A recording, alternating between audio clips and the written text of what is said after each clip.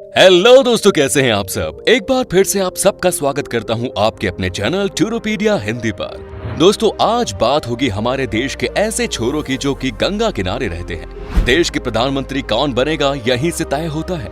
यहाँ लोग बड़े दिलदार होते हैं, ये दोस्तों के लिए जान देते हैं और दगाबाजों के जान निकाल देते हैं। यहाँ लिट्टी चोखा से लेकर जापानीज खाने तक हर तरह के खाने को पसंद करने वालों की कोई कमी नहीं है।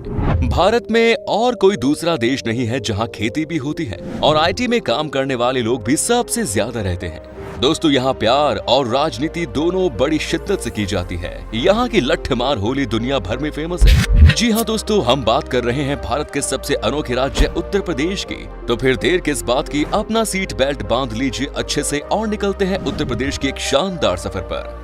दोस्तों, उत्तर प्रदेश का नाम आते ही आपके जहन में कानून व्यवस्था और क्षेत्रवाद और जातिवाद से भरी राजनीति ही आती होगी। गर्मी के दिनों में यहाँ के चिलचिलाती धूप और ठंड में जमा देने वाली सर्दी, ये सब तो आम बात है। लेकिन यूपी के बारे में ऐसी खास बातें भी हैं जो शायद आप नहीं जानते होंगे। सबसे पहले आपको बता दूं कि उत्तर प्रदेश की कुल आबादी है 24 करोड़ के आसपास। यहाँ कुल आबादी में 72% लोग गाँव में रहते हैं, वहीं 28% लोग शहर में बसते हैं। उत्तर प्रदेश भारत का एक ऐसा राज्य है जिसे 1 अप्रैल 1937 में कुछ खास कारणों को ध्यान में रखते हुए एक राज्य बनाया गया। यूपी भारत में होने वाली किसी भी घटना पर सबसे ज्यादा सुर्खियों में रहता है। ये राज्य राजनीति से लेकर इकोनॉमिक इश्यूज में सबसे आगे रहता है। सारी दुनिया में उत्तर प्रदेश को आगरा के ताजमहल, लखनऊ के नजाकत, बनारस के घाट, कानपुरिया मिजाज, इलाहाबाद के संगम आदि के कारण जाना जाता है। उत्तर प्रदेश की राजकीय भाषा तो हिंदी है, लेकिन यहाँ के लोग हिंदी के ही अलग अलग रूपों को बोलते हैं। यहाँ आपसी बातचीत में गालियों का भरपूर इस्तेमाल किया जाता है, लेकिन कोई बुरा नहीं मानता।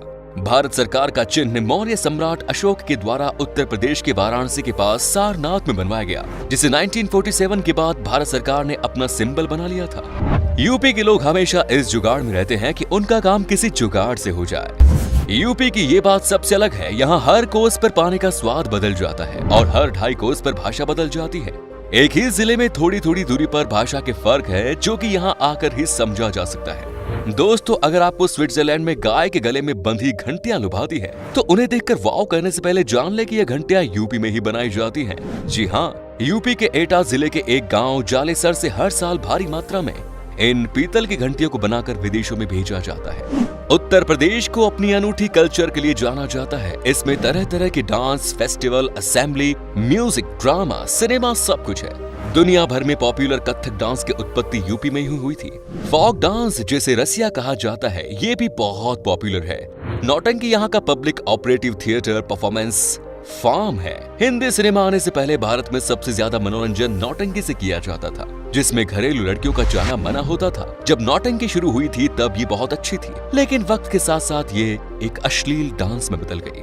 स्पोर्ट्स में यूपी बहुत तेज है। यहाँ के ट्रेडिशनल खेलों में स्विमिंग, रेसलिंग, वाटर स्पोर्ट्स और कुश्ती शामिल है। हॉकी खेल के इतिहास के सबसे महान खिलाड़ी, हॉकी के जादूगर ध्यानचंद जी का जन्म इलाहाबाद, ब्रिटिश भारत में हुआ था, जो अब उत्तर प्रदेश में है। यूपी की कुछ बात बहुत अजीब है सुनने में, जैसे कि यूपी में जाति भेद बहुत है। यहाँ ब्राह्मण जात को समाज में सबसे आगे जगह मिलती है। यहाँ ब्राह्मण परिवारों में जनेऊ संस्कार का बहुत इंपॉर्टेंस होता है। जब ये संस्कार होता है तो लड़के को सिर्फ लंगोट पहनकर घर से बाहर निकलना होता है और भीख मांगनी पड़ती है। एक बार जनेऊ हो जाने के बाद उसे सारी उम्र जनेऊ को धारण करना पड़ता है और हर बार पेशाब जाने से पहले कान के ऊपर चढ़ाना होता है। उत्तर प्रदेश के मुजफ्फरनगर जिले में एक गांव का नाम snapdeal.com नगर है। पहले गांव का नाम शिवनगर था। जब इस गांव के लोगों को पानी के लिए दूर जाना पड़ता था, तब स्नैपडील ई-कॉमर्स कंपनी ने इस गांव में 14 हैंडपंप लगवाए थे और तभी से गांव का नाम स्नैपडील पड़ गया। और भी ऐसी कई अनसुनी बात है, जैसे कि उत्तर प्रदेश के एक जिले शाहजहांपुर में एक अजीबोगरीब सम्मेलन होता है। यहाँ होली के दूसरे दिन शहर के चुनिंदा लोग लगभग पूरे नंगे होकर सिर्फ जूतों की माला पहनकर परेड निकालते हैं। ऐसा काम सभी सीनियर ऑफिसर्स की मौजूदगी में होता है, लेकिन अभी तक इस पर बैन नहीं लगाया गया। दोस्तों, उत्तर प्रदेश एक लौता राज्य है जो 9 पड़ोसी राज्यों के साथ अपनी सीमा साझा करता है। उत्तर पश्चिम में उत्तराखंड और हिमाचल प्रदेश, दिल्ली, हरियाणा, पश्चिम में राजस्थान, दक्षिण में मध्य प्रदेश, दक्षिण पूर्व में छत्तीसगढ़, पूर्व में बिहार और झारखंड। ये पड़ोसी देश नेपाल के साथ साथ अपनी आंतरिक सीमा भी साझा करता है। यूपी का मेन इनकम सोर्स है एग्रीकल्चर। इसके अलावा भी कई अलग अलग सोर्सेज हैं, जैसे कि कन्नौज जिले में इत्र भारी मात्रा में बनाया जाता है। अगर आप कभी इस शहर से गुजरे तो गुलाबों की खुशबू हवा में आसानी से महसूस कर सकते हैं। यहाँ के खेतों में फसल से ज्यादा फूलों जैसे गुलाब, गेंदा और मेहंदी की पैदावार होती है। साथ ही यूपी की इकोनॉमिक राजधानी है कानपुर। कानपुर के आसपास में सभी कारखाने लगे हुए हैं, लेकिन ये देश का सबसे पॉल्यूटेड इलाका है, जहाँ हर और चमड़े की बदबू आती है। आपको ये भी बता दें कि यूपी में भारत की सबसे ज्यादा तंबाकू और बीड़ी बनाई जाती है।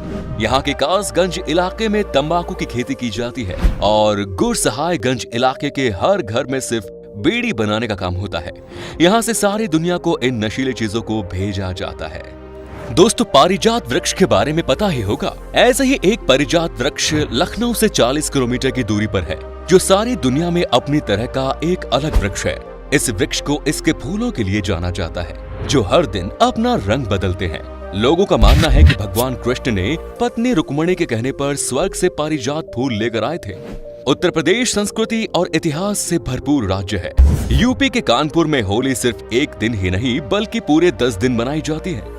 यहाँ गंगा मेला लगने तक लोग रोज एक दूसरे पर रंग डालते हैं। वहीं मथुरा का लठमार होली पूरे भारत में पॉपुलर है। चलिए अब हम आपको बताते हैं कि यूपी में कौन कौन सी जगह है जहाँ पर आप घूम सकते हैं। आप बस बने रहिएगा हमारे साथ। ताजमहल।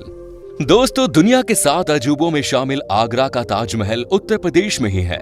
अगर बात हो लोकल या फॉरेन टूरिस्ट की, तो लोगों के लिए ताजमहल लिस्ट के टॉप में शामिल है। ताजमहल हर रोज सुबह 6 बजे से शाम 6:30 बजे तक खुलता है, लेकिन शुक्रवार को नमाज के लिए ताजमहल बंद रहता है। चांदनी रात में शाम 8:30 बजे से 12:30 बजे तक खुला रहता है, क्योंकि उन रातों में महल का नजारा बेहद खूबसूरत होता है।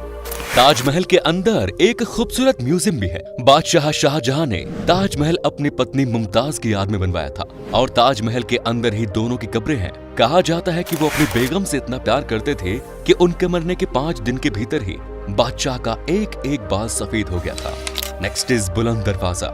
आगरा जिले के बुलंद दरवाजा को मुगल बादशाह अकबर ने गुजरात जीतने की खुशी में बनवाया था। बुलंद दरवाजा को फतेहपुर सीकरी भी कहा जाता है। बुलंद दरवाजा मुगल साम्राज्य का सबसे बड़ा गेटवे है, जिसकी ऊंचाई है 54 मीटर। सीकरी को पहले फतेहबाद के नाम से जाना जाता था, जो कि फारसी शब्द फतेह से प्राप्त होता है, जिसका मतलब होता है जीतना। यहाँ पहुँचने के लिए आप एयर रूट से आगरा पहुँच सकते हैं। वहीं आगरा कैंट रेलवे स्टेशन से फतेहपुर सीकरी 40 किलोमीटर की दूरी पर है। Next is Noida.